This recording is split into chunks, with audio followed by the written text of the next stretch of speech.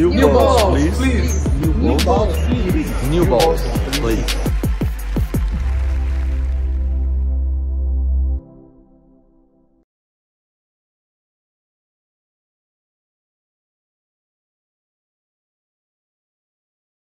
Salve, salve, meu povo! Tá começando mais uma edição de New Balls Please, toda segunda-feira aqui pra você e outros dias mais, quando acontece algo realmente relevante. Então vamos juntos pra nova edição, sempre agradecendo a Claro, nossa patrocinadora, assim como a Zurich e ao C6. Estamos juntos nesta metade de US Open e o que tinha tudo pra ser uma semana um pouco mais morna, porque não tem campeões pra falar, mas tem assunto. Tem assunto que não acaba mais. Tem convidado. Convidado, não dá nem pra chamar de convidado mais, né, cara? Ele manda. Antes era uma vez Na verdade, só. a gente não convida. Ele vem e fala assim, segunda-feira eu vou. Luiz Carvalho conosco, porque vem aí o SP Open. Depois de 25 anos, São Paulo voltando a receber um torneio deste tamanho no feminino.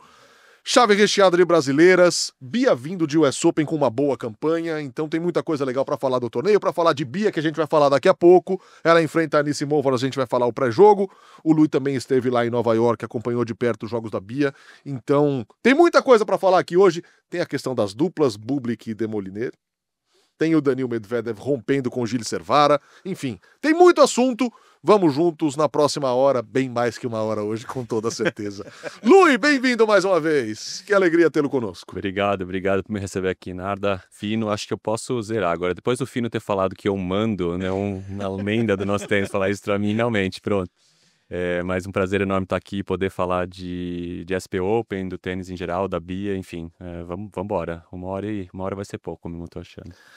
Bom, vamos começar pelo SP Open, porque eu fui lá na sexta-feira e é impressionante como em 60 dias o torneio tá de pé, cara. Tá assim, a estrutura macro tá montada, fase de acabamentos, que talvez seja o mais trabalhoso, o mais minucioso, tá em andamento, tudo estará pronto no próximo sábado, quando começa o quali. Pois é, não, vai estar pronto na quinta-feira. Por favor, antes. Sábado vai ficar um pouco em cima. Não, mas então, quando as pessoas chegarem lá, estará tudo perfeitamente nos lugares. Na verdade, a gente fala muito disso, né? São, sei lá, 5, 6 semanas de montagem de evento, mas a verdade é que esse evento começou há 2, 3 anos atrás, né? Foi bastante planejamento, que foi colocado aí pela equipe da IMM, liderada pelo Alan Adler e pela Márcia Kass, que são nossos parceiros, né? Fazer isso possível, alguém tinha que tomar esse risco de fazer o evento, né? Qualquer evento que a gente faz no Brasil, existe um risco aí comercial, financeiro. E a gente está super feliz de chegar nesse momento do tênis brasileiro na crista da onda, da Bia, né, numa segunda semana de Grand Slam, voltando a jogar seu melhor tênis, então tudo está parecendo que está se alinhando, os astros estão se alinhando para ser uma grande semana no Parque Villa-Lobos, a partir do dia 6, como você falou, no sábado, e preparativos finais aí para deixar o parque lindo e maravilhoso para as pessoas que vão poder acompanhar de perto. Tá muito legal, tá muito bonito. Tá bom. Como que você se sente, né? Porque você foi um dos caras que mais recebeu pressão das meninas. Ouviu hashtags, né? Atrás de hashtags. Ouviu nada esses últimos Mas anos. ao mesmo tempo, né? E eu posso falar isso com tranquilidade por causa da Carol. Você era uma pessoa que parecia que induzia elas a também fazer esse movimento para que não era uma coisa, pô, não, para aí, não faz isso. Não, falem mais para a gente conseguir perceber, ou todo mundo conseguir perceber que a gente tinha que ter o torneio aqui. Exatamente, Fino. Acho que a gente nunca se isentou da nossa responsabilidade, né, como promotores de eventos de tênis do Brasil. O Rio Open, você lembra, tinha um feminino nos 3 primeiros anos. Estrategicamente a gente teve que tirar essa data, mas a gente nunca esqueceu das meninas. A questão era o modelo de negócio ideal para poder trazer o evento de volta para o Brasil. E eu acho legal esse processo de 2, 3 anos, porque de fato muitas coisas precisaram se alinhar para de fato esse evento voltar, né? Tanto essa data estava em outro lugar, existe um contrato de longo prazo. A data não é da IMM, né? A data é da IMG junto com a Mubadala, então a gente precisava que os stakeholders também tivessem de acordo de trazer esse evento de volta para o Brasil. O momento do tênis feminino, que, né, se não fosse, por exemplo, a Laura, a Luísa e a Bia aí levando, né, o tênis aí nos mais altos padrões, né, internacionais, também não seria possível ter o apoio comercial das empresas para poder fazer o evento. Existe um risco, né, Fino? Acho que as pessoas precisam entender isso, que a gente... É um business. É um negócio, tem dinheiro envolvido, tem muita coisa envolvida por trás, então é legal que a gente está conseguindo concretizar um sonho E é um sonho pessoal pela minha relação, né? Eu sou mais próximo da Bia, sim, mas tenho relação com todas as meninas. E elas já me vinham falando há algum tempo sobre isso. E eu acho que eu vou me emocionar, assim, nos primeiros dias de SP Open, de ver elas ali na quadra. Eu acho que é super interessante ver como que o evento já está fazendo o ecossistema do tênis se movimentar, né? A Carol mesmo, eu vi que ela tem uma ou duas marcas parceiras novas, muito em razão, não muito em razão, óbvio, do resultado dela, mas, né, das pessoas Sim, querendo investir no tênis e estarem buscando aí uma brecha para se associar, a Bia ir fechando contratos novos, a Luísa, né, com a Slice, enfim, um patrocinador também do SP Open. Então, assim, várias coisas que os meninos puderam usufruir durante todos esses anos de Rio Open, agora as meninas têm essa oportunidade. Lui, é muito diferente a forma de você tratar e é um quebra-cabeça muito complexo, né? A questão da data, do piso, do período do ano, enfim, de quem trazer, tudo isso. É muito diferente lidar com o ATP e com o WTA? É bem diferente, é engraçado isso. É até uma reclamação nossa, né, dos circuitos não terem uma consistência maior, né, de ter um alinhamento maior. Quando foi falado há um ano atrás, vamos juntar ATP e WTA, acho que a primeira coisa é ter um livro de regras que as regras são iguais e as regras são diferentes. É muito louco isso, assim. Tem umas coisas que a gente começou a fazer no SP Open, e quando foi conferir com a WTA, não vale isso. No feminino é diferente. Então a expertise do Rio Open não necessariamente é usada no SP Open. Exatamente, muitas das coisas a gente teve que fazer adaptações porque não se aplica, né? Eu acho que hoje em dia existe uma conversa muito maior da TPWTA, né, por vários projetos que estão sendo aí tocados em parceria, mas o fato é que são circuitos diferentes, com regras diferentes, né, enfim, e a gente precisa saber e entender melhor para não fazer nenhuma burrada. E no final do dia não tomar nenhuma multa, né? Porque os circuitos hoje em dia eles vão e você comete o erro, eles vêm e te multam. Assim, tipo, parece... Mas dentro da WTA também é como na ATP, que vocês compraram essa data, seja quem for, MG, seja quem for, Sim. E essa data tem uma data. Naquela data mesmo, você comprou aquela semana, né? Porque as pessoas às vezes não entendem. Você comprou a semana do Rio Open e você tem lá a 10ª semana do ano.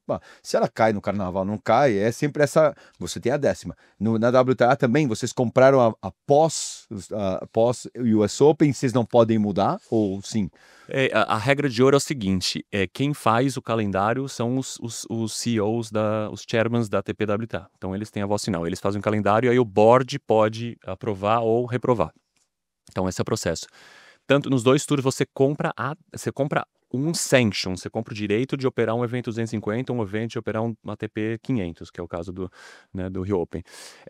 Mas a data quem determina são os circuitos. Então não, a gente na verdade faz o pedido, fala, a gente acha que nessa data a gente se encaixaria melhor. Então você faz um pedido, uma defesa, né, a gente para fazer a mudança do evento que estava em Monastir.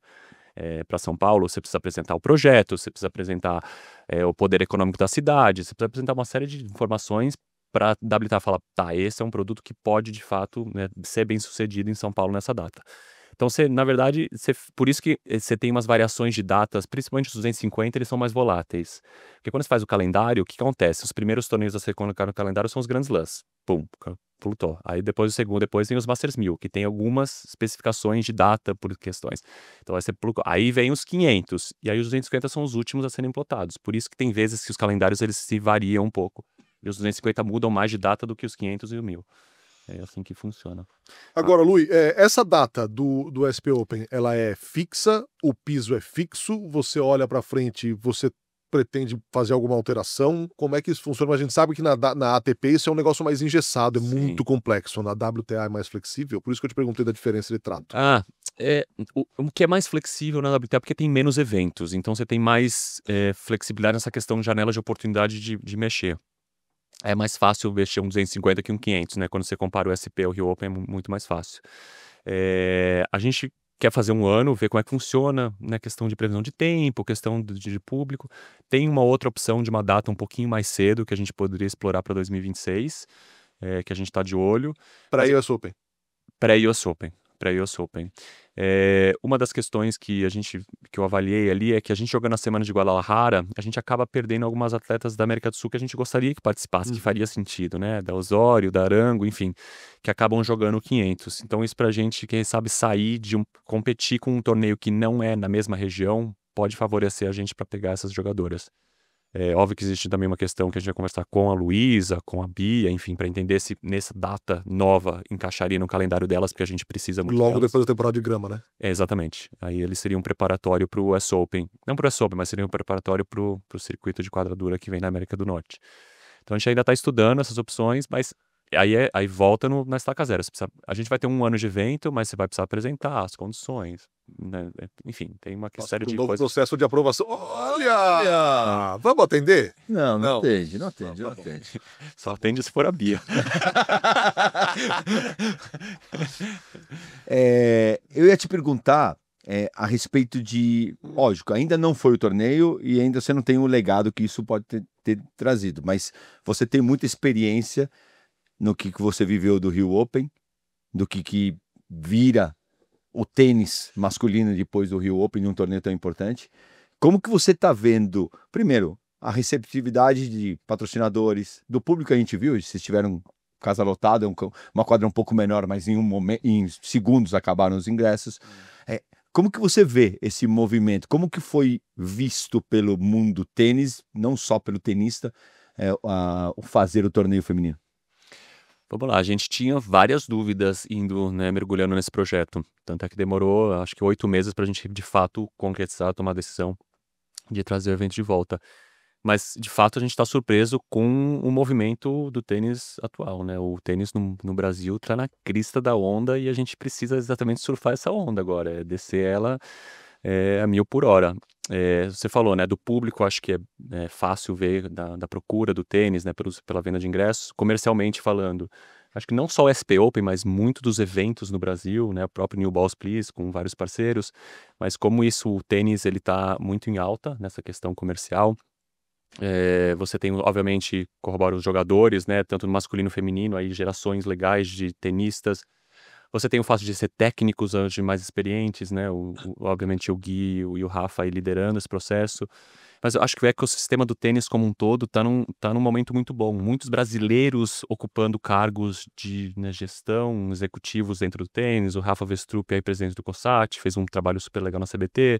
Né? Você tem o Maurício Fischer na WTA. Você tem outras pessoas que as pessoas às vezes não entendem, mas que corroboram para essa questão de trazer fazer um tênis mais forte no Brasil. Então, né, própria ESPN, Sport TV, né, divulgando tênis, New Balls Please. Então você tem cada vez mais peças aí que ajudam a gente a deixar o tênis mais forte e a sustentar essa questão de grandes eventos, que é um risco enorme, mas que é isso, né? A gente precisa cada um fazendo o seu e a gente fazendo um tênis brasileiro mais forte. Lui, vamos falar de Bia. Você esteve no US Open, nítido para todo mundo que a Bia está numa semana diferente, depois de muita dificuldade de reencontrar um pouco do seu melhor tênis, jogando de uma maneira diferente, está na segunda semana de um Grand Slam. O que você pode trazer? O que você viu de perto lá da Bia de novidade para ela recuperar um pouco do jogo dela? Olha, é engraçado. De fato, ela teve um ano não muito consistente, né? Enfim, e isso é muito difícil e o Fino vai saber falar muito melhor quando você perde a confiança, de fato é uma bola de neve que é muito difícil você parar de descer a montanha. E eu acho que ali no US Open, o que eu vi, né, o que eu pude presenciar, uma coisa, a Bia é uma pessoa muito resiliente. Eu acho que eu conheço poucos atletas brasileiros que têm uma resiliência tão grande. Ela apanha, e ela toma porrada, e ela levanta e ela segue em frente. Então, eu assisti ali o jogo da primeira rodada, onde ela saiu de um segundo set muito abaixo. Começou o terceiro set, assim, até com uma energia um pouco baixa. O Rafa ali foi instrumental em conseguir segurar ela, prender ela no jogo. Ela jogou, né, 4 games bons. A menina não jogou os 4 games, melhores 4 games do jogo também, mas enfim, ela se aproveitou. Ela teve ali um momento difícil, mas impressionante como ela ficou. Então isso, assim, o que eu vi ali no US Open foi... Ela não deixa se abater pelas adversidades. Isso é muito legal. E o principal, assim, que ela... Pra gente é muito bom que ela chega no SP Open, num evento onde vai ter muita pressão, muita atenção em cima dela, com pelo menos 3 vitórias, né, nas costas dela, para poder tentar tirar um pouco desse peso da pressão. Obviamente, o que eu converso muito com o Rafa e com a Bia, e que é legal, isso é muito bastidor, eles são 2 pessoas super engajadas no desenvolvimento do tênis como um todo. Eu acho que eles estão olhando o SP Open, e ela deu uma declaração em relação a isso, como uma maneira de devolver pro tênis o que o tênis deu para eles. Então eles querem, assim, poder fazer com que o máximo de pessoas possam ver a Bia de perto, ver o dia a dia da Bia de perto. Conversando com o Rafa, né, a gente tem ali na estrutura, se vocês puderem ver, tem uma quadra de treino que fica dentro do Boulevard, que vai ser super legal. E, pô, o Rafa falou, faço questão que a Bia treine lá para as pessoas poderem ver ela, ver o dia a dia dela. Então, assim, ele não tá se isentando dessa responsabilidade de poder fazer com que o tênis seja mais, como é que fala, visto por pessoas que não têm esse acesso, né, que não viajam. Então, assim, vamos ver, né? Eu acho que é muito difícil falar de resultado da Bia no SP Open, mas o sonho é que ela possa fazer a final aqui e, de fato, sim, mostrar os valores dela, porque ela é uma menina muito especial fora da quadra. Vocês também conhecem um pouco, assim, as pessoas conhecem muito a Bia dentro, mas fora da quadra é uma pessoa muito positiva. Eu sou muito próximo dela porque quando eu passei uma dificuldade de uma questão minha de saúde, ela foi uma das pessoas que mais me inspirou a superar isso, porque de fato ela é muito positiva, ela tá sempre olhando pro lado positivo, apesar de tudo, apesar de tudo, ela vê as coisas positivas. Então espero que ela consiga usar esse SP Open para mostrar também essa parte dela para as pessoas. Sobre o que o Lui falou, Fino, rapidinho, só para desenhar, tá até no nada declarado essa semana aqui extra que a gente foi lá gravar. O Boulevard é o espaço onde vão ficar todas as ativações, comida, bebida. Então vai ser um espaço grande, bem aberto e que na lateral tem uma quadra. É nessa quadra que o Rafa falou que a Bia vai fazer os seus aquecimentos, os seus treinos, para que as pessoas possam ter uma ideia melhor da realidade, do trabalho do dia a dia. Porque a gente vê o jogo, né? As pessoas veem o jogo. A Bia veio no New Balls Please, ela falou, cara, eu tô treinando bem. O Rafa veio no New Balls Please e falou, tá treinando bem. No jogo não tá rolando. Acompanhar um pouco desse trabalho também ajuda a questão da pessoa entender o processo, né? Óbvio, a hora que o juiz fala play, a história é outra completamente diferente.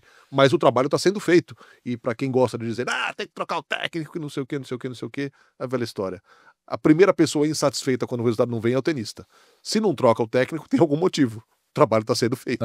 Com certeza. Eu queria, antes de continuar com a coisa Bia, a gente vai entrar, falar sobre essa mudança, até uma mudança tática que ela está fazendo. Eu queria voltar no SP Open para uma coisa que é muito a cara, que foi a tua cara e a cara do Rio Open durante anos.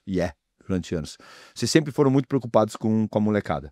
Vocês, não sei se as pessoas sabem, mas todo ano vocês levam a molecada para ser sparring dos jogadores. Então você sempre tem ali 2, 3 ou 4 meninos juvenis para treinar e aquecer e conviver isso.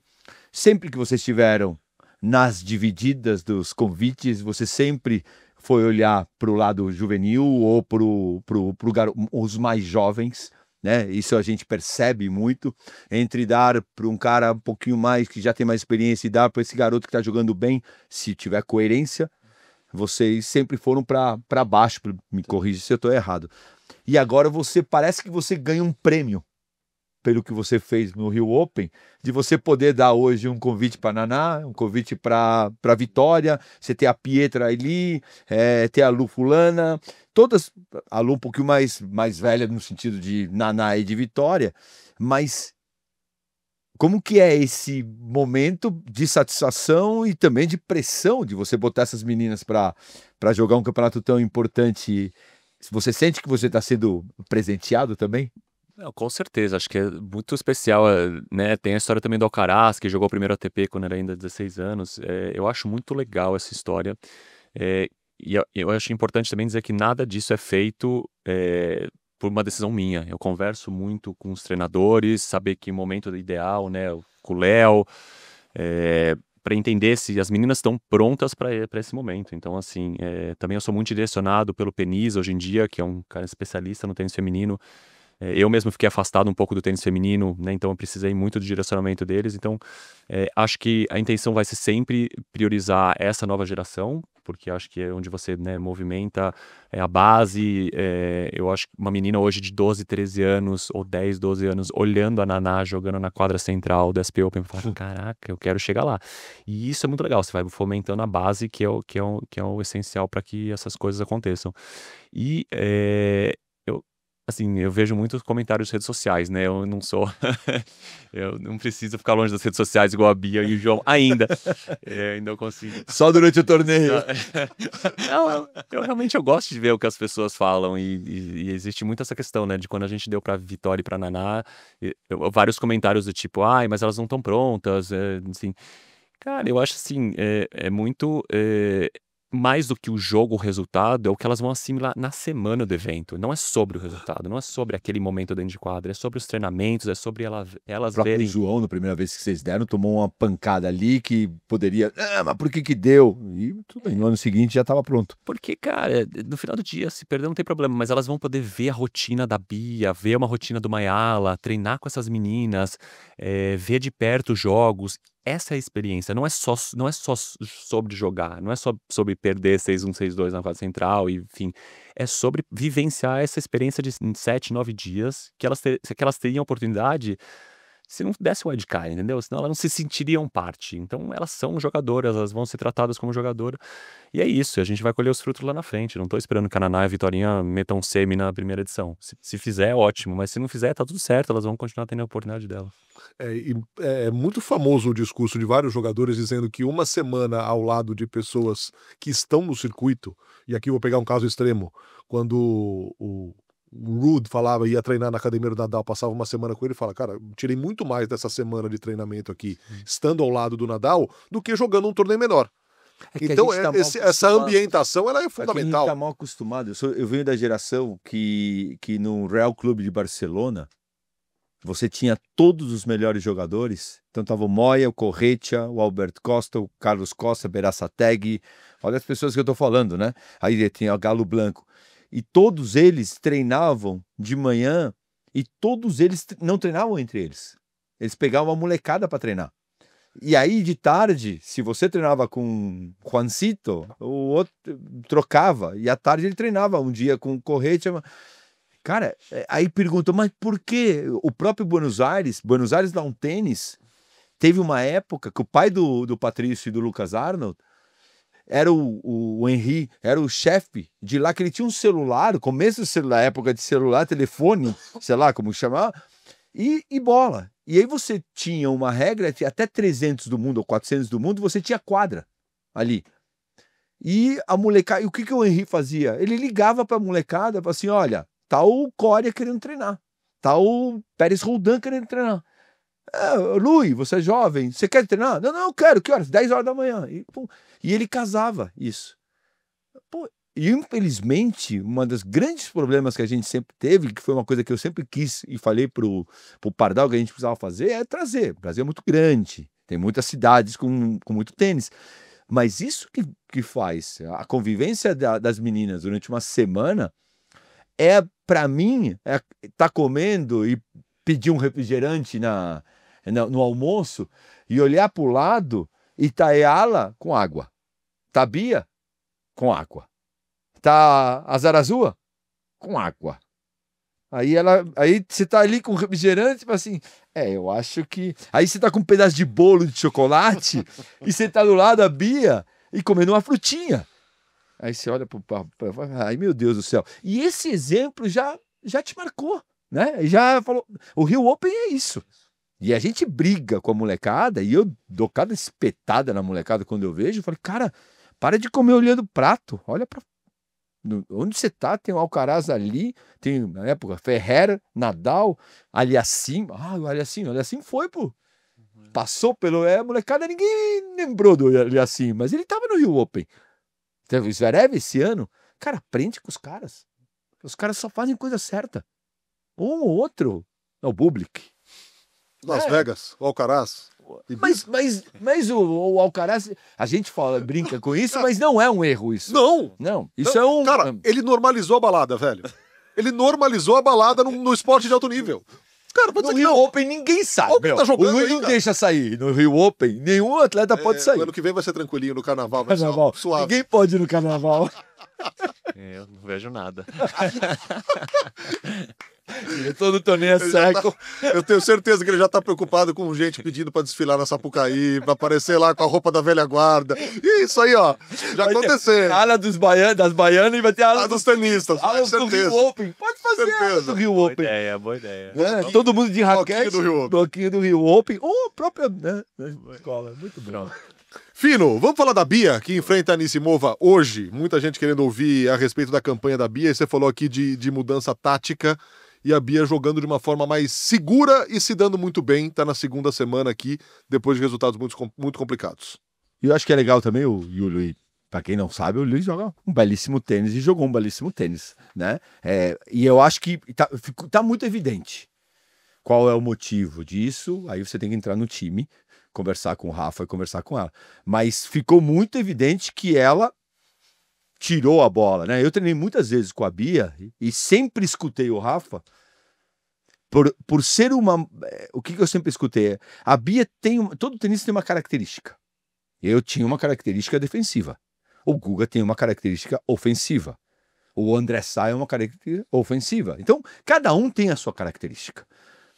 E isso tá dentro, tá nato. Então, chega no 4-4-40 iguais, o que o Fernando faz? Dá um passo para trás e joga para cima. O que o André Sá faz? Pelo amor de Deus, precisa chegar na rede. E cada um é assim. A Bia, conversando muito com o Pacciaroni, ele falou, a cabeça dela é defensiva, por incrível que pareça. E o Rafa sempre brigou para ela ser, nos momentos importantes, mais agressiva.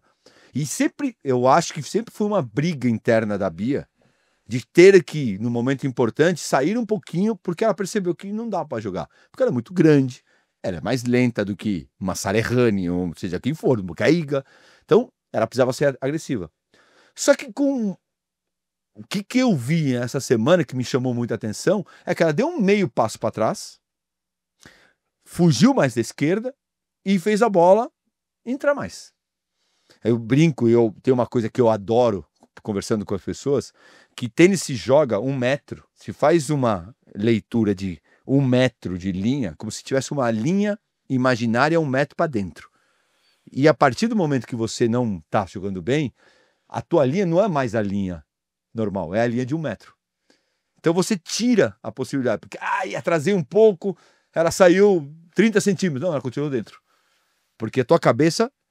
E eu acho que a Bia entrou um pouco nesse sistema. E eu, particularmente, e aí eu vou brigar com todo mundo, brigo com a Bia, brigo com o Lui, brigo com o Pacciaroni, não tem problema nenhum. Eu gosto do tênis assim. Eu não gosto do tênis da pancadaria. Eu não gosto do tênis ribaquina. Eu gosto do tênis, quando sobra, eu dou. Quando eu tô desequilibrado, eu boto.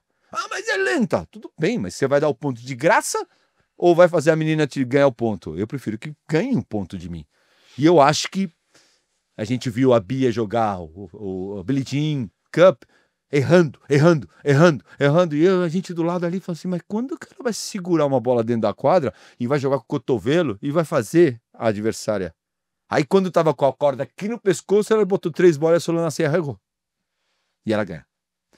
Então eu gosto mais. E me parece que ela tá jogando isso. E hoje, que a gente tá fazendo, né, o New Balls antes do jogo, se ela entrar pra só dar pancada, coisa que ela não tá mostrando, ela perde.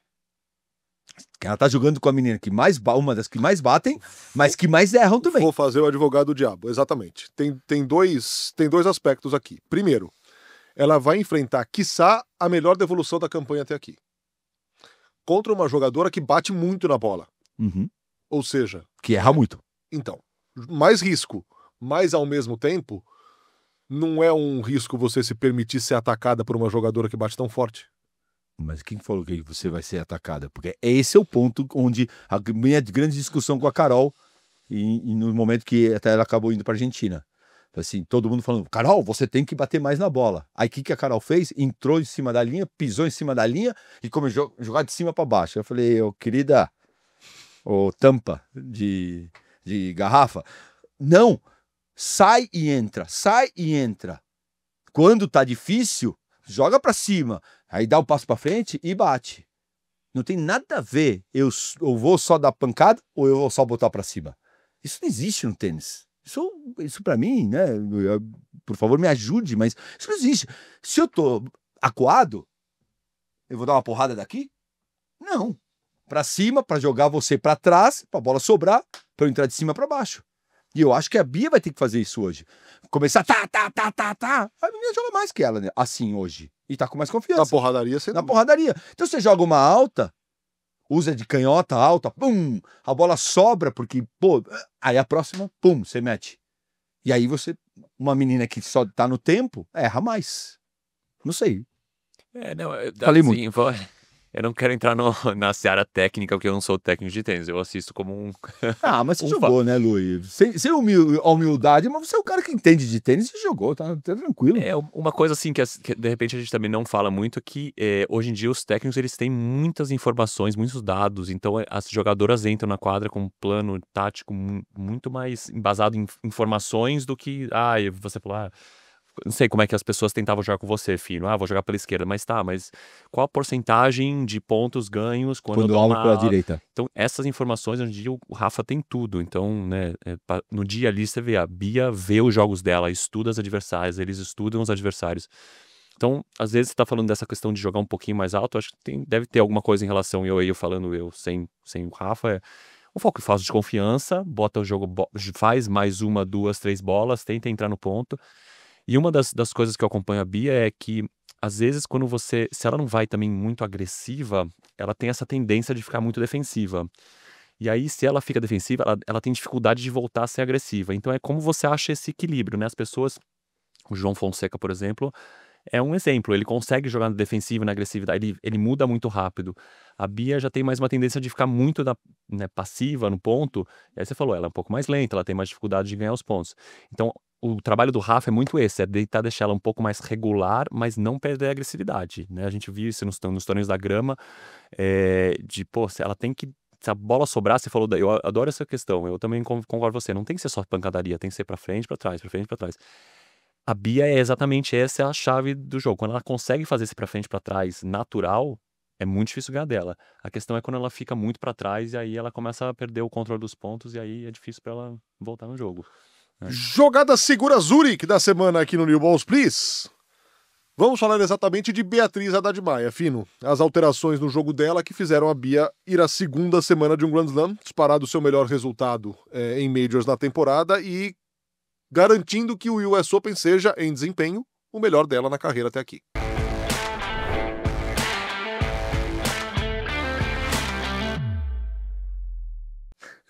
Tem algumas jogadas que são marcadas da Bia, né? Aquele saque aberto na vantagem, e por incrível que pareça, né? Com toda a confiança, quando ela estava sacando muito bem, esse saque aberto ele é mais forte. Como ela tem menos confiança e ela tá pegando menos bola e tá querendo tirar a força do saque, mais. O saque tá indo insuportável, porque é o saque verdadeiro, saque de canhota, né? Pega por fora, e ali, para mim, é a grande jogada da Bia. Por que ela joga esse saque? Porque ela tem uma baita de uma esquerda na cruzada, firme, ela tem, quando saca aberto, para onde volta? Volta por fora da canhota. E aí ela tem a cruzada, que ela sabe fazer muito bem, e a paralela, que ela sabe muito bem. E agora ela colocou mais uma coisa, que é ir à rede. Então, se ela saca bem, tira muito, se a jogadora não devolve, que eu acho que a Anisimova vai querer devolver um pouco mais dentro. Porque sabe que, se é a menina que devolve muito lá atrás, fica uma quadra muito grande. Ainda ela tem a pancada e começou a volear melhor. E aí você começa a mexer com a cabeça da tua adversária. E aí, cada 2, 3 saques, momentos importantes, você, vai no meio. Até será que vai de novo? Então você levanta, e eu vejo que ela levanta um pouquinho mais para a esquerda a bola, só que ela vai para o saque no meio. Pode não ser eficiente ainda, como ela gostaria. Só que, para quem está jogando contra, é um desespero, porque é breakpoint, fala, ai meu Deus, vai vir saque de novo no aberto, aquele saque, tem que proteger. Mas 2 vezes ela sacou no meio. Foi uma vez que eu fui treinar com ela e eu falei, saca mais no meio, para você botar um grilo na cabeça. Esse saque é muito bom, só que só vai ter esse saque bom se você também saca no meio, para você duvidar. Porque devolver sabendo que vem, qualquer pessoa devolve. Até você com esse grande tênis que você tem, você consegue devolver. Se você não sabe, Um backhand de 2 mãos maravilhoso. maravilhoso que você tem. Não, mas o meu vem na direita, ia dar uma cagada monstro hoje. Ainda no US Open, vamos falar de algo que é recorrente pra gente, e principalmente quando o Lui vem aqui. Calendário, Lui. Eu achei que ia ser lona. Tem lona no SP Open? Ô, Lui, a gente viu Toronto ser esvaziado na chave masculina, algumas desistências também no feminino, boa parte dos jogadores para se poupar, outros alegando lesões que se fosse um Grand Slam eles iam entrar em quadra, não eram lesões de verdade. E a gente chega agora ao US Open e a gente vê uma série de abandonos de jogadores do topo. Ainda que tenham alguns se poupado, e não é o caso, por exemplo, do Ben Shelton, a gente volta a falar do calendário do João. O Shelton jogou, se eu não me engano, entre o Wimbledon e o US Open, mais de quase 25 partidas. Acabou quebrando, saiu completamente frustrado da quadra, mas ele é só um caso. Shelton, Altmaier, Draper, um monte de gente caiu por conta de lesão.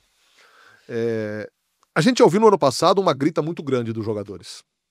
E aí tem outro lado que fala, beleza, a gente não faz torneio, mas vocês vão jogar lá os Six Kings lá, vão jogar o torneio na Arábia Saudita. Enfim, alguma novidade em relação ao calendário? Você acha que pode acontecer alguma coisa a curto prazo? Porque, de novo, é um assunto que todo mês volta no circuito do tênis, a questão de jogar muito, jogar sem parar. É difícil mudar o calendário tão rápido, né, de um ano para o outro. Acho que a gente ainda tá esse foi o primeiro ano que jogamos 3 semanas entre Canadá e Cincinnati, né? Que foi ano olímpico ano passado. Então a gente tá aprendendo ainda, acho que os tours ainda estão aprendendo a lidar com essa questão de é muito, é pouco. A verdade é que os jogadores gostaram do formato de jogar 2 Masters 1000 em 3 semanas. Tem menos tempos livre entre um torneio e outro. Porque o conceito de jogar os Masters 1000, expandir os Masters 1000 é para dar mais tempo de descanso para os jogadores se machucarem menos. Mas aí existe agora todo um movimento de que eles estão achando que é muito longo, né? Eles ficam muito tempo fora de casa para jogar só 2 torneios. Então, assim, essas conversas acontecem né, quase que diariamente para ver qual que é o melhor formato. O fato é, Narda, que eu acho que os jogadores precisam fazer melhores escolhas de calendário. Você falou, o pessoal pulou o Canadá.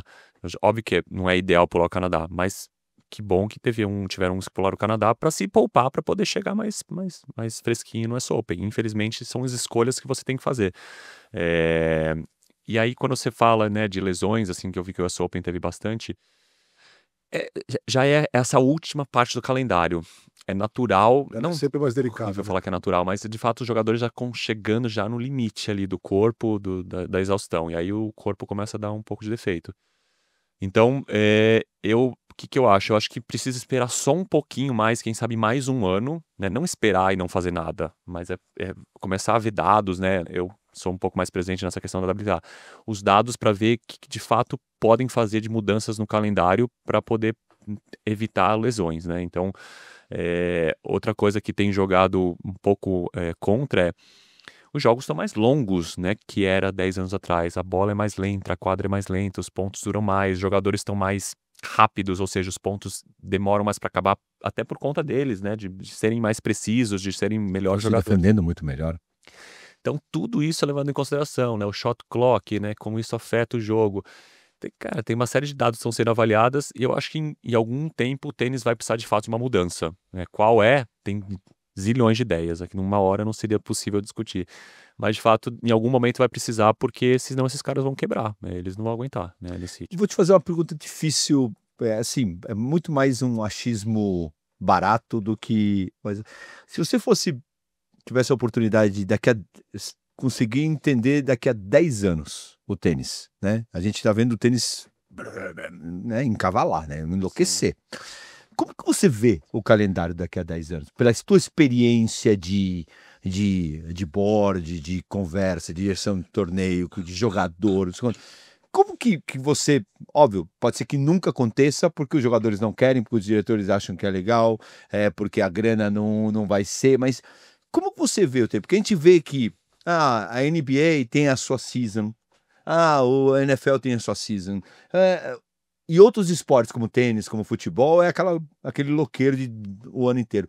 Como que você imagina, ou gostaria, se você fosse dono do tênis do mundo inteiro, como que você vê que seria o mais viável para o tênis? Eu acho que no mundo ideal você precisa de fato reduzir o calendário. Mas aí você precisa que os jogadores se engajem nesse conceito e não criem um monte de exibição no off-season. Senão é como se você diminui o calendário, você diminui o mercado da ATP WTA, enfim. E aí você cria um outro mercado que é o exibições. Aí o cara não descansa. Então essa é a maior briga, né, Fino? A questão não como dá para diminuir o calendário? Dá. Acho que a ATP e a WTA estão tentando diminuir, criar 1 ou 2 semanas a mais de off-season, sim. Mas aí o cara vai lá e joga a exibição, não sei aonde. Então, assim, serviu, adiantou. Aí o cara, é o que você falou, né? O Six Kings ou a Laver Cup, que querendo ou não é uma exibição, mas é uma semana a mais no calendário. Como que você controla os jogadores a jogarem só os principais torneios para eles de fato não se machucarem e não perderem energia num contexto de eventos que não agregam tanto, né? Difícil, é sensível isso. Mas enfim, então eu acho que o calendário devia ter uma duração de 9 meses. É ideal, isso é ideal. O calendário final de outubro ali, um pouquinho antes, devia acabar. Como é que você faz isso? Você precisa reduzir o número de eventos, você precisa comprar os eventos de volta. Pergunta se alguém quer vender o evento deles. Ninguém quer vender. Então você tá falando de 10 Tá anos. todo mundo querendo comprar, não é vender. Então assim, tá todo mundo assim, vamos diminuir o calendário, vamos, tá, quem quer vender? Ninguém. Então como é que você diminui isso? O TP não pode forçar você a vender. Então assim, é um processo que está sendo feito, acho que do lado da TP o André Galdesi faz um ótimo trabalho em relação a isso, de ter essa visão, de tentar focar um pouco mais que os atletas principais joguem só os principais torneios, joguem menos os torneios menores para se poupar. A WTA já fez uma reestruturação em relação a isso, né? O próprio 250 não pode jogar as top 10, é muito em função disso, de tentar proteger as jogadoras, mas os jogadores também precisam ajudar. Não adianta só os torneios se reduzirem e as jogadoras começarem a jogar torneio de paddle, torneio de pickleball, torneio de não sei o que, aí ferrou, aí elas descansam. Você ainda vai ouvir falar de padre e pickleball nesse programa. Na mesma frase. Bom, tenista. Antes dessa treta, vamos falar de outras. Outras? Stefanos Tsitsipas contra o Altmaier. Um saque por baixo. E o Tsitsipas, ao final do jogo, jurando o Altmaier, dizendo que a próxima ele vai dar no peito dele. Sendo que ele deu no peito, né?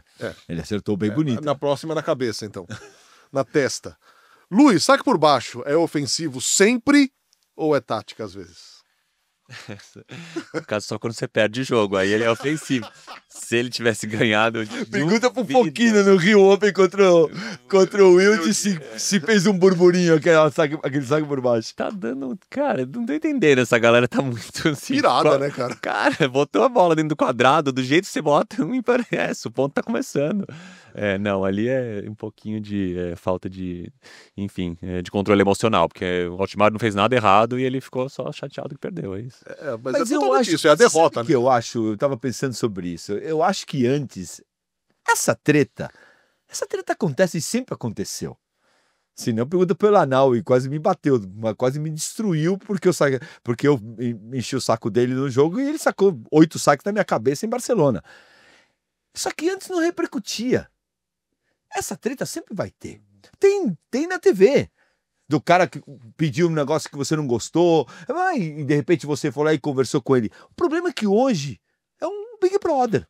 Então, esse tipo de discussão de rede, desde a época, lá atrás, a gente via. Antes, a galera era muito mais insana. Eu vi o Nico quase dar uma pancada aqui no Hotel Transamérica, um adversário, e eu era moleque. Nossa, cara, que loucura. Isso sempre existiu. Eu era o capeta dentro da quadra, e eu não era o mais capeta, eu o tarango que fazia.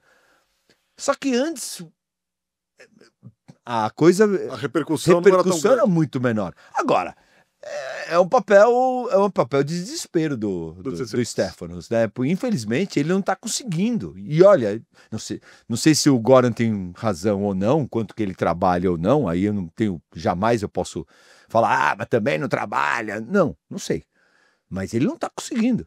Há quanto tempo, pro nível de tênis que ele joga, ele está patinando, perdendo. Não que o Altmaier não seja um grande jogador, é um grande jogador, mas antes ele não perdia do Altmaier. E agora tá perdendo pro Altmaier, para caras piores que o Altmaier, e não para de perder. Desespero. Desespero. Qual a sua visão, Luiz, principalmente sobre Tsitsipas e sobre o Daniil? Sobre o momento deles, assim, porque muita gente bate na tecla de que talvez eles tenham parado no tempo e o tênis passou por cima deles. Não sei, acho que eu sou mais da opinião que é natural que numa carreira de 10, 12 anos você tem altos e baixos, como é o caso da Bia, assim. Acho que as pessoas, elas têm a expectativa que o cara vai se meter 10 e vai ficar lá até o final da carreira. Todo mundo é Big Tree. E não é assim. Natural, né? Eles são pessoas, eles têm problemas fora de quadra. Não quero nem entrar no detalhe de Tsitsipas e Medvedev, o que poderia ser, mas... E passam por momentos difíceis e acho que o que faz deles serem grandes jogadores é que eles vão voltar. Eu confio que o Tsitsipas e o Medvedev voltam pra cima porque eles têm tênis pra isso. É só uma questão de, cara... Esse é o problema, né, Nardo? Assim, o tênis, é o que a gente tá falando agora. O cara tem uma carreira de 10, 12, 15 anos... num calendário onde você joga 11 meses por ano, você não pode em nenhum momento baixar, você não pode em nenhum momento perder, você precisa estar 11 meses consistente, ganhando durante 10, 12 anos. Que esporte isso acontece? Nenhum esporte. Os esportes olímpicos são de 4 em 4 anos. Tava vendo assim, documentário, não sei o quê. Imagina você treinar 4 anos para 10 segundos, fazer um sprint de 10 segundos. Esses caras têm que fazer isso toda semana, quase, durante 10, 15 anos. É insano. Então, assim, acho que as pessoas tiram um pouco da proporção disso de ver o Tsitsipas perdendo, ver o Medvedev perdendo, acabou, nunca mais. Calma, dá 2025. Perguntar, né? Já passou pela tua cabeça trazer o Daniil? Claro, mas ele jogar no Saibro. Imagina, Daniil.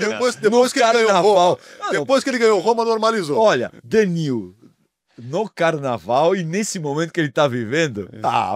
No Rio Open, seria maravilhoso. Mas entre Tsitsipas e Medvedev, qual? Quem eu trago? Se eu sou diretor do torneio? Tsitsipas.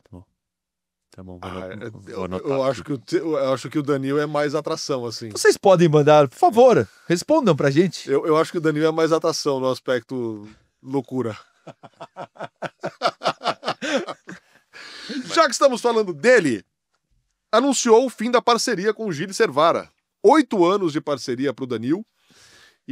Tá na hora do cara viver, né? E aí quando eu postei isso no Instagram e muita gente vem falar, tá vendo?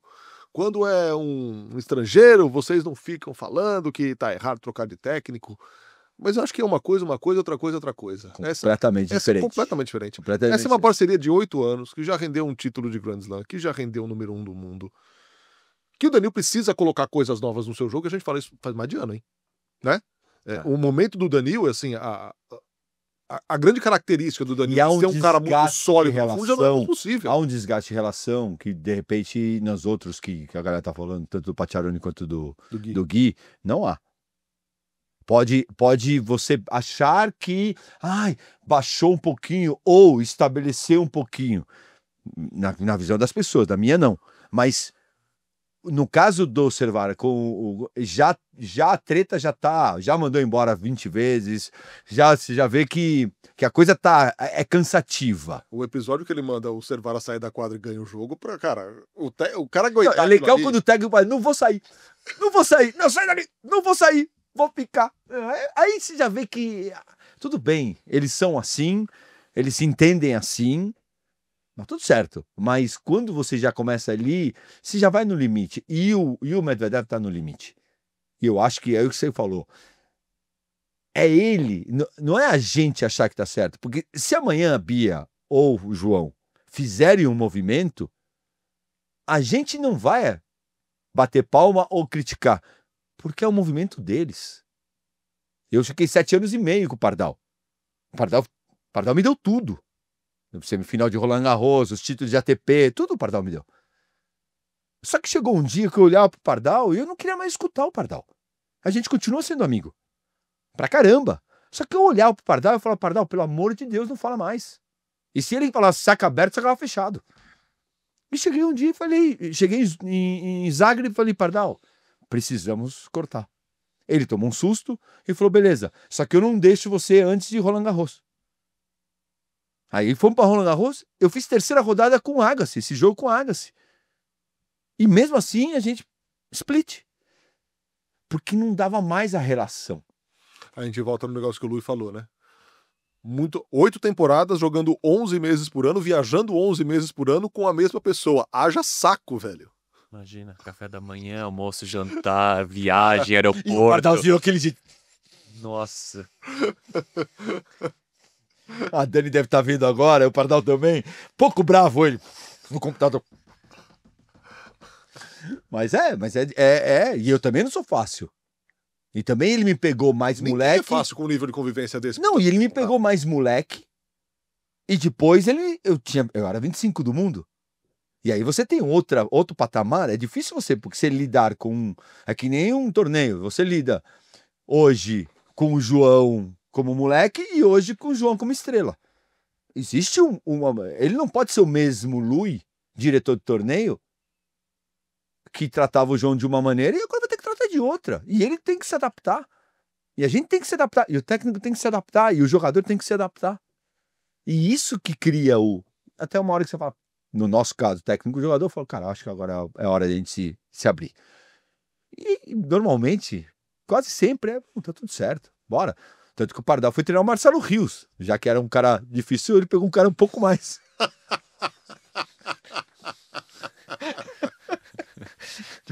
Você pode trazer o Marcelo Rios aí para o Rio velho. do Marcelão. Que cruza de Ricardo Ascioli, hein, cara? Pensa numa cruz pesada. Pelo amor de Deus, cara. Ai, ai, ai. Agora, parece uma necessidade, eu não vou dizer que se reinventar, porque obviamente ele não vai fugir às características dele, mas de colocar novas coisas no jogo. Porque o jogo que o Danil ganhou Grand Slam e coisa do tipo, talvez hoje já não sirva mais pro tênis Mas será que ele tá preparado para escutar essa coisa? Será que era culpa do Servara? Ou será que é culpa do próprio Danil que acredita? Porque eu acho que o contratar um novo técnico vai mostrar exatamente o que você quer do circuito. Ele pode ir lá e pegar o Lubitsch, um exemplo, que é um cara que pegou o Goran. Tem tudo a ver com o Goran. Nossa senhora, que coisa. Faíscas. Mas ou ele pode pegar um cara que é como o Djoko fez hoje, e fala, quer saber, vou pegar um cara que eu vou mandar, porque hoje eu sei que eu quero. Porque esse é o ponto do jogador. Que tipo de técnico você quer? E essa escolha é nossa, de jogador. Eu quero o Lui, que é um cara low profile, tranquilo, que vai vir pra mim, tá, vai fazer e vai me tocar 2, 3 pontos aqui. Ou eu quero o Moratoglu. Eu quero o Moratoglu que quer aparecer, ou eu quero o Goran que vai falar, ou você faz isso, eu vou embora. Porque o Goran é assim. Quem que você quer? Vamos ver quem ele vai contratar pra gente saber qual é o momento de vida que ele tá querendo ter, né? Muito bem. Já que você falou em Rio Open, inevitável falar sobre o torneio, porque a gente já teve a confirmação do Musetti, e aí eu só lembrava da diferença de atitude no ano passado, do Musetti para o Rune, duas das estrelas que estavam confirmadas no Rio Open. O Rune acabou depois de Buenos Aires se mandando de volta. O Musetti, ainda que machucado, foi ao Rio, tentou até a última hora, fez exames de última hora para ver se podia jogar, cumpriu compromissos e volta para o ano que vem. Palmas para o Musetti e palmas que o Rio Open o traga novamente. Sim. Enfim, acho que é o que você falou tudo. Comprometimento do Musetti fez toda a diferença para a gente poder trazer ele de volta. É o que eu sempre falo, no Rio Open a gente busca sempre os melhores jogadores do Saibro. Acho que o Musetti tá ali top 5 de jogadores do Saibro, é um cara super legal de assistir, enfim, e a gente tá buscando exatamente isso, pessoas que estão comprometidas com o Rio Open, com a América do Sul, com o Saibro, que vão chegar aqui e vão dar o 100%. Então, isso, foi sempre um direcionamento, mas cada vez mais agora que a gente vai nessa fase de Rio Open, onde, obviamente, a gente tem o João Fonseca, que de fato vai ser a pessoa que vai mais puxar, independente, eu de fato assim, não acho que tem nenhum outro jogador no Brasil que venderia mais do que o João Fonseca, atrairia mais. Você pode falar Sinner, Alcaraz, eu ainda acho que acho que para o brasileiro, ali para o brasileiro, né? Uma catarse. Você pode ver nos jogos dele, enfim, saiu alguns dados, né, de jogo mais assistido em todos os tempos na TV, João Fonseca, acho que foi o João Fonseca e Deminaur, se não me engano. Então você vê que, de fato, quem vai liderar essa questão de jogadores é o João. E aí você tem. Só que você tem que ter essas outras estrelas. Então eu quero as outras estrelas que de fato estão comprometidas com o Rio Open e entregam o que a gente Então, busca. quem mais né? vem, Luiz? Vocês estão ainda. Vem a Gisele. Mas vocês estão ainda. Você ainda continua em tratativas. Sim, Lógico. sim. Tem mais alguns que a gente está estudando. Tem uma questão ali da. Porque para 2026 a Copa Davis muda de formato de novo. Então o Home and Away, né, vai ser ali naquele fim de semana antes. Então essa data determina muito de onde os jogadores vão jogar. Então eles estão esperando sair essa data para saber se eles jogarem Copa Davis na América do Sul, eles já ficam na América do Sul. Se jogarem Copa Davis na Ásia, Tá torcendo para vários países. então a gente precisa dar A sorte. Rússia podia jogar na América do Sul, né? Não, a Rússia Aí tá- o Danilo, de repente, Rússia jogar tá- contra a Argentina, de repente. A Rússia tá banida, a Rússia não Ah, Copa é Davis. verdade. Que pena, porque você imagina. Mas tem uns dois assim que estão nessa situação, e a gente tá só esperando, mas não, com certeza vai vir, vão vir mais estrelas e para deixar 2016 daquele jeito que a gente gosta, né? Ô, Lui, o que se viu no Rio Open esse ano com o fenômeno João vindo de título em Buenos Aires foi um negócio de maluco, assim. A própria chegada dele parecia um popstar entrando no jockey. Sim. E muito se falou, já durante o torneio no ano passado, que, cara, é preciso aumentar o torneio porque para comportar o fator o pacote João Fonseca precisa de um torneio maior. Isso tá nos planos, isso vai acontecer. O que dá para falar a respeito? Não, certeza, tá nos planos, é o que a gente comentou da SP, as coisas são feitas com planejamento, né? A SP não criou da noite pro dia e essa expansão está sendo estudada, né, há algum tempo. A questão é que não depende só da IMM, né, e vários stakeholders que precisam entrar nesse processo, mas com certeza a gente espera vir com novidades em breve. Obviamente o João Fonseca é um catalisador desse movimento, mas o tênis no Brasil, assim, nem sem tirar o mérito dele, sem João Fonseca já vinha crescendo, já vinha o Rio Open, já vinha surfando, o próprio tênis feminino, então não é algo que a gente estava de olho fechado esperando acontecer. A gente espera vir com novidades, assim, eu não posso não posso dar spoiler, mas posso comprometer. Quando tiver o spoiler, eu venho aqui e dou em primeira mão. Mas com certeza, mas 2026 vai ser, a estrutura vai ser muito, né, parecida, enfim, não tem grandes mudanças ainda. A gente só vai focar de fato, de novo, na experiência, para ter certeza que as pessoas têm a melhor experiência possível dentro do evento, nível de serviço. E se o tempo continuar colaborando como colaborando nos últimos anos, vai ser especial. Né? Exato. Fino, fechando o parênteses aqui de Rio Open, voltando à questão de treinador, o seu Claro que tem história da semana fala sobre treinadores, já que a gente estava falando aqui do Danil com o Gilles Servara, essa ruptura aí depois de 8 temporadas, o Claro que tem história dessa semana traz treinadores.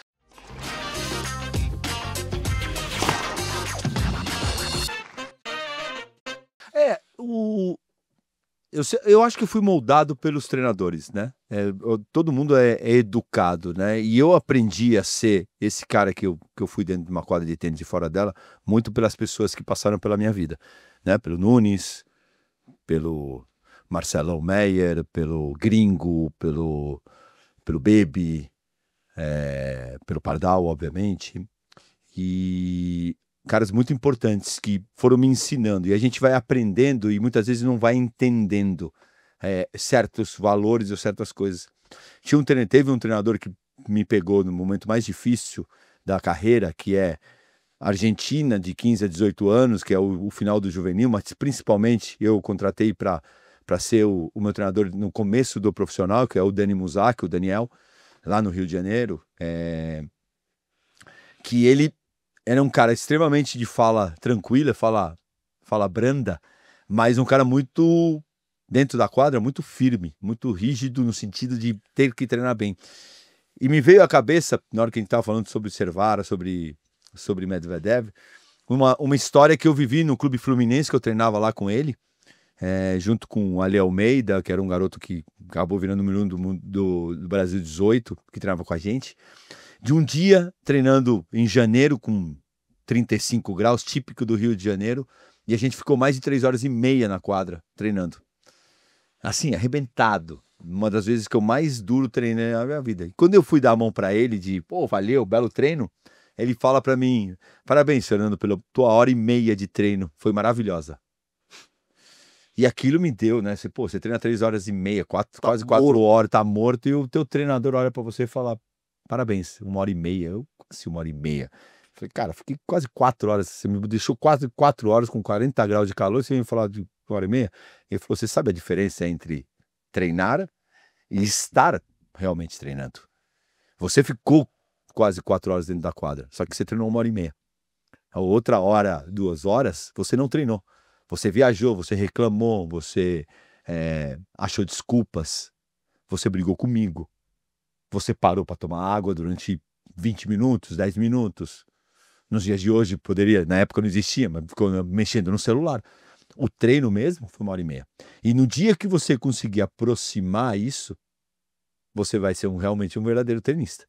Que aí, as 2 horas, 3 horas, elas vão valer 2 horas, 3 horas. Aí você começa a jogar. E é muito louco, porque naquele momento, eu apenas tive a ideia de xingar ele, né, internamente. Só que anos depois, eu vivi isso com o Courier, num treinamento em Miami, que ele fez uma alusão a isso para mim. E anos depois, já muito experiente, achando que eu tive com o Agassi, em Roland Garros, que ele me chamou de tenista average. Porque 45 minutos são 45 minutos, não são 38. E ele estava numa intensidade assim, eu estava numa intensidade assim, treinando na quadra central de Roland Garros. Estava treinando bem, mas não estava ali. Então, a importância que a gente só bota, e a pessoa que fala muito sobre técnico, a gente só olha o resultado. Mas o técnico não é um técnico, o técnico é um educador. E se hoje eu sou um cara que chego em horário, um cara que eu brigo pela excelência em tudo que eu faço, não é só por causa do meu pai, do Oswaldo e da Concepción. É por causa de cada um, do Gringo, do Nunes, de Bebe, do Pardal, cara, de tantos outros treinadores que eu tive na minha carreira, do Cidinho, vários caras que mostraram para mim essa você tem que dar 100%, pelo menos no momento que você tá fazendo as coisas. Dito isso, vamos voltar pra treta? Ah, vamos. Bom, eu adoro treta. O negócio é o seguinte, Marcelo Demoliner fez um desabafo no seu Instagram, falando sobre a postura do Alexander Bublik na disputa da chave de duplas. A informação é que o Demo ligou para o Bublik previamente, antes de se juntar a ele, e o Bublik se comprometeu a levar a sério, porém não foi o que o Demo viu quando ele entrou em quadra. Eles acabaram perdendo e o Demo falou que, cara, falta empatia, que não é uma postura aceitável e coisa do tipo. E essa é a primeira parte da coisa, que eu acho que a gente faz um corte aqui para continuar depois, porque a coisa piorou. O jogador de dupla, quando ele se junta com o de simples, sempre tem esse risco de o cara até desistir. O Demo viu o Bublik jogando soft, ou não jogando, não levando a sério ali, e acabou se chateando muito com isso e veio a público para falar algo que eu acho que muita gente sofre, mas não desabafa. Tem o lado negativo de tudo, para começar pelo lado negativo, que quando você expõe isso, tem que ver como que o circuito, né, como em qualquer lugar, como em qualquer empresa, você solta uns cachorros ali, você pode ter uma consequência. Espero que ele não tenha consequência com os jogadores, principalmente jogadores de simples depois. Ele já viveu muitas dessas coisas com o Danil. Só que eu acho que tem uma diferença entre, olha, eu jogo com você, mas se eu estiver jogando bem simples, eu vou sair e não vou jogar. E vou desistir, porque a minha prioridade é simples. Aí você já entra sabendo e rezando pro cara não jogar 7-5 no terceiro ou no quinto, porque no dia seguinte ele não vai querer entrar na quadra. O lado de você sentir que o teu parceiro não tá dando o seu 100% ali, eu acho que dói mais. Numa primeira rodada, né? Numa primeira rodada ainda, né? Esse é o agravante. Mas também, o lado negativo pro Demo é que ele sabia com o que ele tava lidando, né? E se você me fala que é um cara mais, né, sei lá, o Jarry, que ele jogou em Roland Garros, faz isso com ele, você fala, pô, mas, né, não esperava isso. Agora, não esperar do Bublik também, né? O Bublik é uma bomba atômica. Então, tanto é que aí depois ele deu uma entrevista dizendo: dupla é divertido, mas não é o tênis real. Dupla é para quem não sabe jogar simples. Depois da dupla, vai jogar pádel, vai jogar pickleball. E aí, rapaz? Aí ele Perdeu completamente a noção. Foi mal demais. Eu acho que aí, quando ele bota outro... Eu acho que o ponto aqui, você pode não gostar, você pode não concordar, mas são esportes. E o esporte tem o seu meio, é que nem querer falar mal do tênis, aí chega o Lu e fala, pô, eu vivo disso aqui, eu faço evento de tênis. Você pode não gostar de tênis, você pode só gostar de futebol, vôlei e basquete. Mas a gente, do nosso meio, a gente vai proteger. Quantas vezes já discuti, briguei com pessoas falando mal do tênis? Já briguei com presidente, com governador e com jornalista, com quem for. Por quê? Porque é o nosso meio. E no nosso meio, a gente defende o nosso meio. Então, eu acho que ali ele tá, primeiro, maltratando a dupla. Que aí é uma coisa que você pode não gostar. Teve o Carabelli lá que não falou, que não sabia nem quem era o parceiro dele. Sim. Também, acorda pra vida. Né? Não é essa maneira de tratar. Porque isso aqui é um business. Pra todo mundo. É o teu salário. É teu trabalho. Sim, tem gente que vive disso. Todo mundo. Inclusive a pessoa que tá falando essa besteira. Então dá o teu prize money. Mas você vai ganhar $5 mil pra primeira rodada. Daqui. Ah, não, mas eu tenho direito. Não, você tá falando que você não quer? Então daqui. Ah, não, aí eu não quero. Então eu acho que esse é um lado ruim. E tá botando outro esporte que não tem nada a ver. Que eu falo, pickleball, você pode gostar ou não gostar. Eu nunca joguei. Tudo certo. Mas eu não tenho o direito de falar que pickleball é isso, pickleball... Não é meu esporte. Você joga? Não, não jogo. Por quê? Porque eu posso falar, eu não gosto de jogar, ou eu não quero jogar. Eu não tô atacando, como tem um monte de gente que fala, eu não gosto de jogar tênis. Eu nunca peguei numa raquete. Tudo certo. Outra coisa é falar, não, isso não é esporte. Isso aí que ele fez, pra mim, é patético. E, Lui, a questão da dupla ela é muito discutida há muito tempo. Isso até nos principais torneios, nós estamos falando de um US Open, mas o duplista sempre reclamou um lugar melhor ao sol. E a gente está vindo uma edição de US Open em que o torneio antecipou a disputa de duplas mistas para uma semana anterior para que conseguisse rechear a disputa de estrelas de simples. No final, Errani e Vavassori ganharam o torneio e dedicaram aos duplistas que não puderam jogar a dupla mista. São jogadores de simples também, né? Não são jogadores. A Errani, desculpa, ela pode estar jogando dupla agora. Mas vamos também... Já faz um tempo, né? Mas é uma jogadora que ainda é top 100 de simples ainda. Ela não é uma jogadora só de dupla, que nunca jogou dupla, nem nunca jogou simples. E o Vavassori joga muito bem simples também. Então, é isso. Quando eu jogo contra fica uma coisa importante. Eu vou jogar... Cai a dupla aqui, na minha frente. E eu vou jogar contra... Sei lá, tem um monte de cara ali que é só de dupla. A vida inteira jogou dupla. E tem um monte de cara que jogou simples e chegou uma hora e decidiu jogar dupla.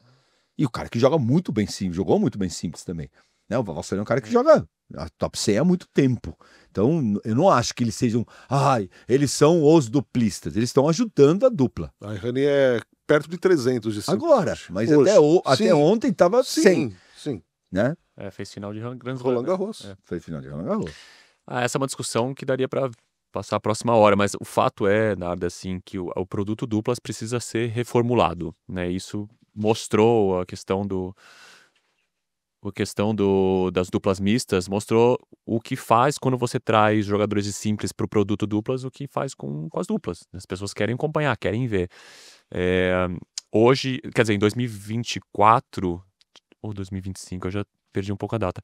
Mas a ATP começou a fazer alguns testes para mudar os formatos, tentar fazer o quê? Que os jogadores de simples jogassem mais duplas, porque de fato as pessoas querem ver isso. Elas gostam da modalidade duplas, mas elas têm dificuldade de se identificar com os duplistas, né? Com os jogadores que só jogam duplas, porque eles não têm esse perfil tão famoso quanto os simplistas. Então, essa é a discussão agora. Qual é o formato que funcionaria para os simplistas jogassem mais dupla? O US Open achou um formato legal, duplas mistas, mas no circuito não é possível, porque os Masters 1000 não tem essa semana adicional de qualifying, né, que eles poderiam usar para fazer isso. Os jogadores já chegam jogando simples. Então você diminuir a chave de dupla, você coloca algumas vagas disponíveis só para jogadores de simples, para ver quem joga. Isso já foi feito, testado, não foi tão bem sucedido. Então essas mudanças precisam ser feitas, de fato. Eu adoro ver uma dupla bem jogada, Mas eu, como promotor de evento, por exemplo, no SP Open, eu quero ver a Bia jogando dupla. Eu quero ver... Óbvio, a Luísa é um perfil diferente. Mas eu quero ver uma boa tenista de simples jogando dupla, do que ver uma boa duplista que eu não conheço tão bem. Então esse é o ponto, né? É o produto que precisa ser reformulado, não a modalidade. E essa é uma conversa que já se arrasta há algum tempo. Desde a época que eu jogava, quando eu lembro que começaram a abrir o ranking, vale o teu ranking de simples e dupla, já foi uma chadeira, os Bryans foram os primeiros que tentaram segurar, e foi sempre a briga, né? O que as pessoas têm que entender que isso é um business. Isso é um business. Quanto vende de ingresso para ele, quanto vende de patrocinador. E essa é a briga que eu sempre escutei. Eu também gosto muito de dupla, eu também joguei dupla, também sempre achei, nunca tratei a dupla, mesmo jogando com o Guga e jogando muito bem, mas é um pouco do que o Luiz fala. Que o respeito, isso não tem nada de falta de respeito com as pessoas. São constatações. Eu, quando jogava, com qualquer jogador, eu nunca tive um grande público para ver dupla. Quando eu joguei com o Guga, e a gente ganhou 5 torneios, sempre teve muita gente. Por quê? Porque o Guga era campeão de Roland Garros. E tanto que tem uma história de Gstad, que a gente ia entregar para ver a Copa do Mundo, e o diretor do torneio chegou e falou, para, escutei nos bastidores que vocês vão entregar a semifinal para ir ver a final da Copa do Mundo. Eu boto o meu jato para vocês irem até Paris depois da final, mas ganhem o torneio. Cheguem à final. Eu olhei pro Google, olhou para mim, eu olhei pro Google, falei assim, tá bom, vamos tentar. E a gente ganhou o torneio e ele botou o avião dele para levar a gente até Paris. Fernando Meligeni e aí Fernando Nardini, se estivessem na semifinal, ele ia botar o jato ou ele ia jogar o jato na nossa cabeça. Sai daqui a jato. Tomara que você perca logo, pai. Porque eu escutei que queria entrega. Né? Mas é isso. E você está falando em Gstad. 2 brasileiros. Então, a gente também tem que entender esse lado que ninguém está fazendo doação. E não que a dupla precise de doação, pelo amor de Deus. Mas se não vender, vai diminuir. Vai desaparecendo, infelizmente. Eu não sei mais o que se pode fazer. A galera gosta de dupla? Lógico. Gosta de jogar, mas a galera gosta muito de jogar dupla. E com todo o respeito aqui, e agora podemos falar, e os duplistas podem ficar bravos comigo, e infelizmente, a gente está na televisão. A gente sabe quanto a gente apanha cada vez que a gente bota a dupla e tira um jogo de simples, mesmo sendo de brasileiro às vezes. E a gente sempre brigou pela dupla na ESPN. Pô, bota, mas a gente apanha, porque as pessoas querem ver simples. Então, esse é um número, isso que a gente não pode. Tá bom, Fernando, mente. Não vou mentir. Vou falar uma verdade, porque eu acho que dá para melhorar, dá para fazer uma outra coisa na dupla. Não tem que acabar, eu sou contra acabar a dupla. Mas tem que, de alguma forma, resolver isso, porque senão um dia vai acabar. Muito bem, voltando a falar de SP Open, porque o Carolinda tinha recebido o wildcard e acabou entrando direto na chave. Quem ficou com o convite dela foi a Luísa Fulana, para entrar também para este SP Open 2025. Carolinda andou pelo torneio e traz pra gente um pouquinho dos bastidores do SP Open. E hoje o Carolinda pelo Mundo desembarca no SP Open. Eu vou mostrar pra vocês como é que tá tudo, como é que estão os preparativos, então vem comigo. Central tá imensa, gente. Tá linda demais. Aqui é o Boulevard. Me passaram essa info agora. Os estandes de patrocinadores. Ali pra trás são quadras de jogo. E estão levantando ali pra iluminação. Olha a quantidade de gente que tem. Mais de pertinho aqui. Ser uma de jogo, provavelmente, ó. Estão levantando. Gente, vai ser muito legal depois filmar na semana do torneio, quando tiver já tudo pronto, a diferença que vai dar em tão poucos dias, né? Aqui vai ser a praça de alimentação, ó. Todos os stands. Pelo que eu tô vendo, já que não tem arquibancada, essa aqui é uma quadra de treino. E as salinhas da galera que faz tudo acontecer, né? Aqui, Mental Health, onde fica o pessoal da WTA. Ó, encordoador vai ficar aqui. Físio. E lá pra trás tem umas outras que eu acredito que é onde fiquem os árbitros e tudo mais. Gente, esse é o Luiz. Ele é o dono de tudo isso. Luiz, você já passou por muitos lugares muito importantes, mas no Carolinda você nunca passou. Que honra entrar no Carolinda. Eu assisto todas as semanas. Você tá animado? Obrigada. Eu sou a pessoa mais animada do Brasil no momento com esse evento. Ai, um sonho que está sendo concretizado. Obrigada por todo o esforço para fazer esse torneio para nós. Vocês merecem. Obrigada, Luiz. De vocês. Espero que vocês aproveitem muito e que o público possa ter essa oportunidade única de ver você jogar aqui em casa e que vocês ganhem muitos jogos. Eu quero ver 2 brasileiras na final. Esse é o meu desejo. Você tá animado também, tanto quanto o Luiz? Animado. Últimos detalhes aqui, ó, finalizando. Espero que as atletas aprovem, né? Nossa quadra, estrutura. Tá mas muito animado. Essas 2 quadras aqui acabaram de me falar. São as quadras de treino que não tem acesso ao público. Então aqui é tudo para os jogadores. Aqui vai ser a academia. E ali, Players Lounge e tudo mais. Bom, esse foi o Carolinda dessa semana. Espero que tenha dado para matar um pouquinho da curiosidade de vocês de como estão os bastidores aqui do SP Open. A gente se vê semana que vem já com tudo pronto. Um beijo e até a próxima. Muito bem, Carolinda. Todos nós na expectativa pelo SP Open. Cara, eu sou fã número 1 da Carolinda. Eu assisto todos. Eu falo que a Carol, eu fico olhando no Instagram e ela me prende. E, cara, eu vejo todos os stories dela, eu rio, eu volto, eu vejo de novo. Ela é muito carismática, eu adoro ela. Comunica, Carolinda. Bom, Brasileiros pelo Mundo, Challenger 75 de Como, quartas de final para o Thiago Monteiro, W35 de Trieste, a Gabi Sé caiu nas oitavas, M25 de Trelew, Bruno Fernandes caiu nas oitavas, M25 de Poznan, Nicolas Zanelato caiu nas oitavas, J300 de Repentigny, no Canadá, Guto Miguel, campeão na simples, maior título da carreira dele em quadradura, também nas duplas com o eslovaco Ziga Sesko. J60 de São Paulo, Eduarda Gomes, de 13 anos, campeã de simples. Larisa Silente, aos 15, foi vice-campeã. Lucas Moscato, vice-campeão de simples. Felipe Moretti e Felipe Bulama foram campeões de duplas. Washington Matos e Pietro Gava ficaram com o vice. Clara Borrasca e Larissa Silenci, campeãs femininas. Giovanna Aldi e Laura Pedrotti ficaram com o vice. J60 de Santiago, Matheus Nogueira, vice-campeão de simples. Copa Brasil de Tênis, ano 2 em Barueri, Vitor Bini, campeão no masculino, ganha convite para o M25 de Barueri em 19 de setembro. Marjorie Souza, campeã no feminino, ganha convite para o W35 de São Paulo, no Paineiras do Morumbi, dia 26 de setembro. Agenda, vem por aí. Deixa eu dar só mais um resultado importante do US Open da molecada. Infelizmente todos perderam no dia de ontem, né? Hoje pode ser, a gente não tem, a gente tá gravando de manhã, então hoje a Naná e o Guto jogam a primeira rodada, mas o Bonini perdeu na primeira rodada, o Chabalgotti perdeu na primeira rodada e a Vitória perdeu também na primeira rodada do US Open Júnior, né? Mas é uma coisa muito legal, né? A Vitória com o melhor ranking dela, Chabalgotti passando o quali, Bonini com o melhor ranking dele também de juvenil, o Guto que estreava hoje, a gente não, quando ele tá falando, não estreou ainda, mas tá com o melhor ranking dele também, tá aí perto dos 20. E vem desse título no Canadá. Né, que fez o título, e a Naná também com um ótimo ranking juvenil. A gente tem uma moçada muito legal vindo, com calma, sem alarde, sem loucura, ainda são muito jovens, mas você vê, você tem uma molecada que joga muito bem tênis, que pode, sempre perguntam pra gente, e depois do Fonseca vai vir alguém?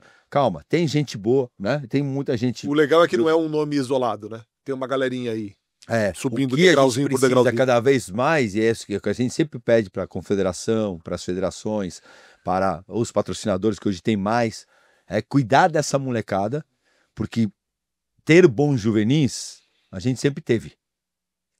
Muitas vezes poucos, né? A gente teve número 1 do mundo, pô, tem o Nicolas Santos, a gente teve o Thiago Fernandes, a gente teve o Romboli como um dos melhores juvenis do mundo, vários, o Orlandinho foi um dos melhores, e muitos deles ficaram pelo caminho ou por falta de dinheiro, ou por excesso de pressão, ou por má administração desse momento de transição.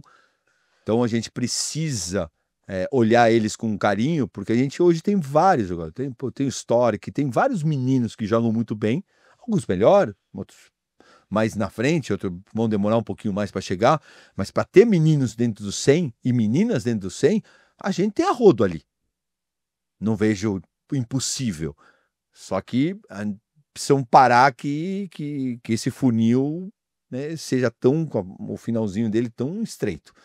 Né? Já que jogam bem com 17, fazer como a Argentina faz, com 17, mas são características de pessoas diferentes. Não precisamos ser iguais a eles, mas quando chegam, tem 20, chegam 8, 10 na Argentina. A gente tem 10 e chega 1. Esse número que a gente precisa melhorar. Mais um parêntese aqui que eu estava esquecendo, mas já que você falou da questão da pressão, e é legal perguntar para o Lui, que está dentro do circuito e ouvindo as coisas a respeito, a gente teve um episódio muito marcante da Coco Gauff no torneio agora, caindo no choro durante uma entrevista pós-partida. E durante o jogo chorando. E durante o jogo também. Dá a impressão, Lui, que jogadoras e jogadores estão jogando num limite, assim. Alguns estão jogando além do seu limite de saúde mental, e foi o caso da Coco Gauff, que ninguém sabia de nada, mas a Simone Biles estava na arquibancada, ela falou que, cara, a Biles foi uma inspiração para ela na questão de saúde mental. A Biles abandonou uma edição de Jogos Olímpicos porque, cara, tava insuportável para ela. A impressão é que jogadoras e jogadores estão num limite, assim, de sanidade mental. O que está sendo feito de bastidores, além do que a gente já sabe, que há um acompanhamento e coisa do tipo, mas há uma preocupação dos circuitos quanto a isso? 100%. Você falou, né? Ambos circuitos hoje em dia viajam com pessoas, né, especializadas em mental health, né? Existe um departamento para poder lidar com essa questão. Eu acho que não é uma questão nova, de novo, o Fino pode falar melhor, eu acho que é uma questão de fato que deve ser antiga, né? Dos jogadores sentirem isso, mas no passado tinha essa cultura de shame, né? De você não pode mostrar que sua fraqueza, que você chora, que você tem sentimentos, que você tem, enfim, então vulnerabilidade, né? E hoje em dia existe muito mais essa coisa mais aberta. E isso é muito legal. Eu acho, nossa, eu dou muito valor para Coco ter, né, sido quem ela é e poder falar, né, abertamente. Eu acho que a Bia já falou um pouco também. Acho que as meninas têm, né, as meninas e meninos, os meninos menos, mas acho que o Deminaur chegou a dar uma declaração também que estava mentalmente exausto. O também falou que estava meio estranho também. E eu acho que isso tem muito assim também do mundo atual de redes sociais, de dinheiro, de fama, que hoje em dia eles são muito mais badalados do que eram antigamente. Então, de fato, tem uma pressão muito maior. Mas tem que se falar sobre, eu acho que os circuitos estão super preocupados, e a gente, como promotores de evento, a gente dá todo o apoio, todo o suporte para poder, né, de fato, abrir todas as caixas de ferramentas que a gente tem para poder ajudar e eles poderem atravessar esse momento. Uma outra questão que o Luiz falou, coisa de internet e de acessos, o Leandro Riede, o suíço, que incrivelmente está na segunda semana aqui vindo do quali, era 400 e tantos do mundo, já vai se meter entre os 150 quase. Durante um jogo dele, ele identificou um apostador na arquibancada e falou pro juiz: aquele cara ali, ele tá me perturbando, ele tá apostando em mim. Se eu perder, ele vai me encher o saco. Você quer tirar ele da quadra? É raro a gente ver isso acontecer, porque esses caras estão espalhados pelos torneios em tudo quanto é canto, e é muito difícil identificar e mais ainda ter a coragem de explicitar e mandar o cara embora, né? É uma coisa que a gente vem falando, né? Quando uma das coisas que eu mais respondo na internet: por que você dá voz para esses caras? E realmente é uma briga interna minha. Eu sei o tamanho que eu tenho, eu sei a força que eu tenho, e eu sei o que esses caras fazem com os nossos jogadores e com os outros jogadores quando eles perdem. Então, enfrentá-los, na minha visão, humilde opinião, não é dar palco. É botar todo mundo para entender que esse cara, porque esse cara tem família e esse cara tem chefe. Então, você, filha, entrar no Instagram da Carol, da Bia, e mandar ela e falar um monte de absurdo que é impossível falar publicamente, não dá nem para falar o que ela falou, porque a Carol me manda, e a gente fala: não, deixa quieto para não dar palco. Esse cara continua mandando pra Bia, pra Laura, do que é possível falar, eles desejam que a família tenha câncer, né? Que você morra atropelado, que você tome um tiro, que vai te matar. Coisas leves assim. Eu mesmo, cada vez que o Felipe perde, eu sou bombardeado, porque o meu Instagram é Meligene contra Fê Meligene. E eu sou apedrejado. Então você fala, a gente não pode deixar, eu como voz, eu não posso deixar que um cara faça isso. Mesmo eu me indispondo muitas vezes. E aí vem toda a sociedade falando: não, deixa quieto porque não é tua filha. porque não é tua sobrinha, porque não é tua irmã, não é tua mãe, não é teu pai, não é tua família, não é ninguém, teu amigo. Quando você começa a perceber e a gente parar de aceitar isso, e todo mundo parar de aceitar, aí... E o cara que for exposto, o chefe mandar embora, e a família falar, cara, que vergonha que eu tenho de pai, que vergonha que eu tenho de você, que nem aqueles 2 caras que foram em Wimbledon e fizeram aquele papelão no jogo da Bia. Depois o cara me manda mensagem falando, eu trabalho com criança, se você tivesse me exposto, eu teria sido mandado embora. Vou te falar a verdade, que lá no fundinho me deu raiva de não ter colocado. Porque precisa aprender. Precisa aprender. Só que esse cara pelo menos foi de verdade, foi de frente. Ele foi bobo de frente. A maioria de interno. Como foi de verdade o babaca polonês que tomou o boné da mão do garotinho, né? E depois falou, não, eu agi assim mesmo, na vida é assim, você chega primeiro, você tem a preferência. Bom, é isso. Eu acho que aí esse cara, se o chefe dele, se ele não for chefe, se o chefe dele quiser ele no escritório dele, aí é um problema do chefe dele. Mas ele tá exposto. O cara que tá mandando mensagem para as meninas e para os meninos, ele não tá exposto. E o chefe acha que ele é um cara legal. E a família e a mulher dele acham que é um cara legal. E no fundo ele não é. Agenda da próxima semana, Laura Pigossi no WTA 125 de Guadalajara, Thiago Monteiro no Challenger de Gênua, Danielzinho Dutra Silva, Pedro Sakamoto e Wilson Leite jogando M25 de Mar del Plata, Luísa Fulana, Ana Candiotto, Júlia Konishi, Sofia Mendonça, Rebeca Pereira, Jennifer Dourado, Letícia Vidal jogando W35 de Cuiabá, W35 de Cuiabá de tênis profissional começou na segunda-feira no Cuiabá Tênis Clube e vai até domingo, dia 7. Aberto do Madeira Tênis 2025. Fresquinho. Meio-dia, ó. Horário ideal para jogar. Aberto de Madeira de tênis. Do Madeira de Tênis 2025 começou segunda e vai até domingo no Tênis Clube de Porto Velho, em Rondônia. Torneio profissional com premiação de 20 mil para campeões do masculino e feminino. Que legal. Açaí Bowl. Começou na segunda-feira, vai até quinta. Em Belém? Em Belém do Pará. Categorias 12, 14, 16, 18 anos, masculino e feminino. Lá é antes e depois da chuva. Independentemente do calor. Tá certo? Isso, vamos deixar o homem trabalhar, porque tem que levantar um Exato. torneio. Era para ter começado às 10, começou às 11 e já é 12:30. E daqui a pouco eu tenho que estar na ESPN. Parece que ele tem alguma coisa para fazer aí. Tem um eventinho chegando à toa. Lui, obrigado mais uma vez. Sempre muito legal o papo aqui conosco. Obrigado pela oportunidade. Espero vocês a partir de sábado. Vai estar tudo pronto, fica tranquilo. Dia 6 Eu tenho certeza disso. Eu tenho certeza disso. Já estávamos na fase de acabamentos, agora é só colocar tudo no devido lugar e tá muito legal, gente. Experiência espetacular que vai ser o SP Open, muito legal ver as quadras do Vila Lobos, ó, um brinco, bonitinho assim, ó, azulzinho assim. Valeu, Finão! Valeu, até qualquer momento. Até qualquer momento. De repente, tem um ao vivo amanhã. De repente. Quem sabe? Vai, Bia. Vamos, Bia! Vamos, Beatriz. É isso, gente. Muito obrigado. A produção já olhando. Se prepara, vai se calçando, hein? Vai se calçando que a qualquer momento roda a vinheta do plantão. Obrigado, gente, pela companhia. Agradecendo sempre a Claro, C6 e Zurich, nossos patrocinadores. New Balls Please volta a qualquer momento ou na próxima segunda-feira, já com o SP Open no Play. Certo? Beijo nas crianças e tchau. New balls, please. New balls, please. New balls, please.